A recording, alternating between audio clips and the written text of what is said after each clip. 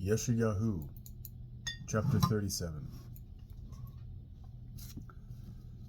On hearing it, King Hizkiyahu tore his clothes, covered himself with sackcloth, and entered the house of Adonai. He sent Eliakim, who was in charge of the household, Shevna the general secretary, and the leading Kohanim, covered with sackcloth, to Yesha'yahu the prophet, the son of Amatz. They said to him, "This is what Hizkiyahu says. Today is a day of trouble, rebuke, and disgrace. Children are ready to be born, but there is no strength to bring them to birth.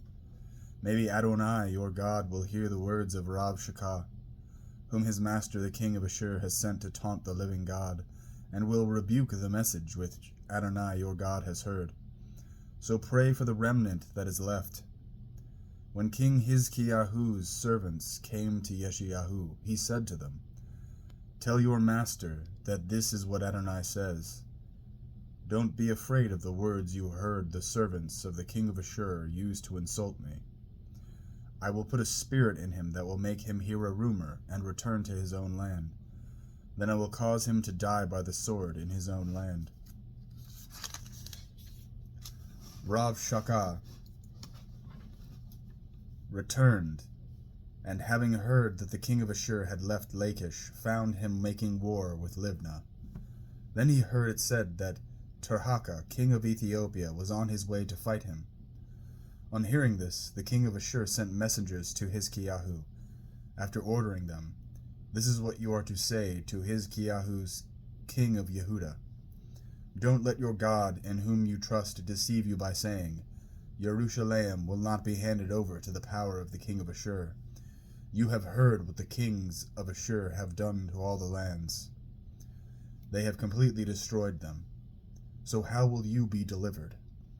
Have the gods of the nations delivered them?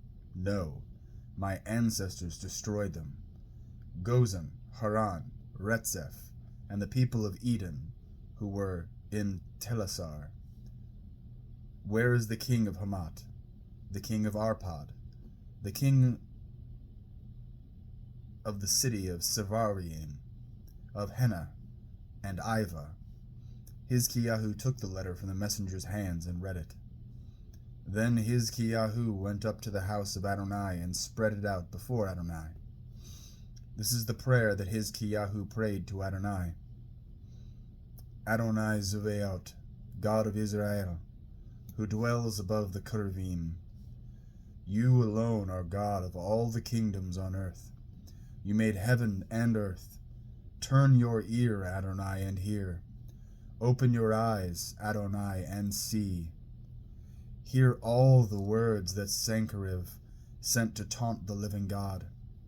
It is true that the kings of Ashur have laid waste all the countries and their lands, and have thrown their gods into the fire, for those were non-gods, merely the products of people's hands, wood and stone. This is why they could destroy them. Now therefore, Adonai our God, save us from his power, so that all the kingdoms on earth will know that you are Adonai, you only." Then Yesha'yahu, the son of Amatz, sent this message to Hizkiyahu. "Adonai, the God of Israel, says, you prayed to me against Sancheriv, king of Ashur. Here is Adonai's answer concerning him. The virgin daughter of Zion despises you. She laughs you to scorn. The daughter of Yerushalayim shakes her head at you. Whom have you taunted and insulted? Against whom have you raised your voice, and haughtily lifted your eyes? The Holy One of Israel. Through your servants you taunted Adonai. You said, with my many chariots I have ascended the mountain heights, even in the far reaches of the Lebanon. I cut down its tall cedars and its best cypress trees. I reached its remotest heights and its best forests. I dug wells and drank the water. The soles of my soldiers' feet dried up all the rivers of Egypt. Haven't you heard? Long ago I made it.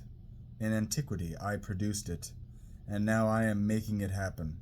You are turning fortified cities into heaps of ruins, while their inhabitants, shorn of power, are disheartened and ashamed, weak as grass, frail as plants like grass on the rooftops or grain scorched by the east wind. But I know when you sit, when you leave, when you enter, and when you rage against me. And because of your rage against me, because of your pride that has reached my ears, I am putting my hook in your nose, and my bridle on your lips, and I will make you return by the way on which you came. This will be the sign for you, people of Israel.